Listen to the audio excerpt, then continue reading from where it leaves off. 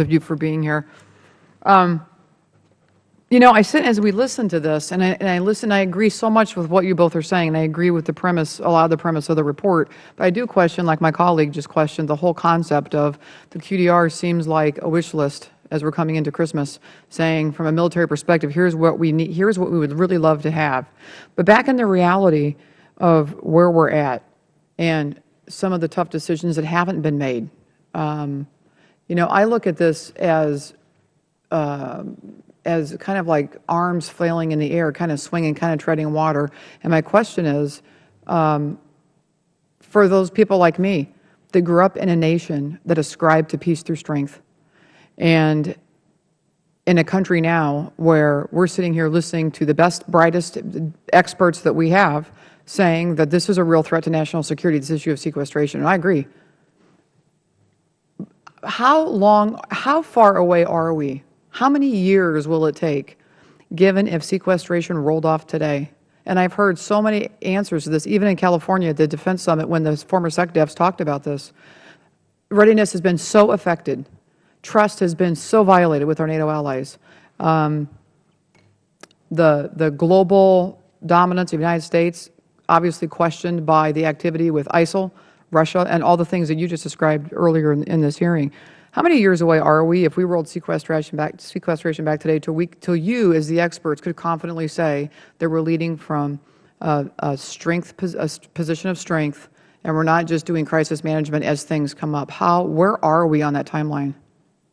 My own view is that I think lifting sequestration, increasing defense spending to robust level would send an immediate signal to both adversaries and allies that would have very important immediate effects. I think the actual recovery time of how long until you recover readiness, how long until you make modernization programs whole, I think a lot of that would depend on the level of funding and how it was allocated.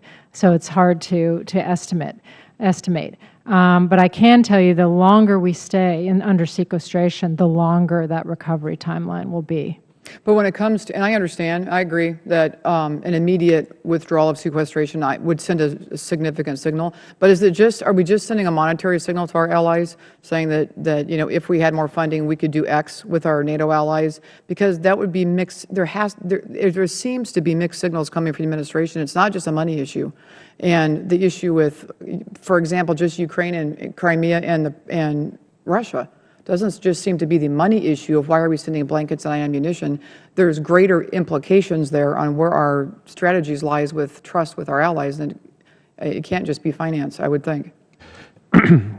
Ms. Walorski, I think you need to think about the top line. I think I said this actually when Secretary Flournoy and I were on a panel together out at the Reagan Library.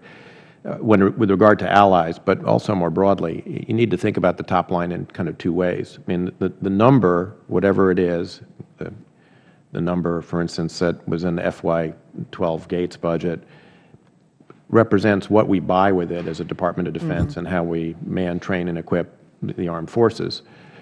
But it's also a surrogate for national will. How much are we willing to tax ourselves as a nation in order to provide the kind of global public goods that we have traditionally provided and what I think a policy of peace, from strength represents.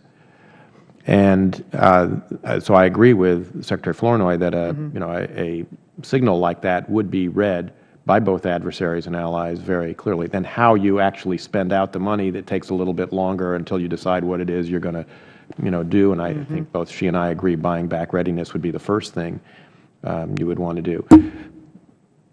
But that doesn't, ultimately, while it's a surrogate for national will in terms of a signal, it doesn't substitute for the national will, and that has to be executed, by the President of the United States, who is the Commander-in-Chief. Thank you, Mr. Chairman. I yield back. Mr. Langevin.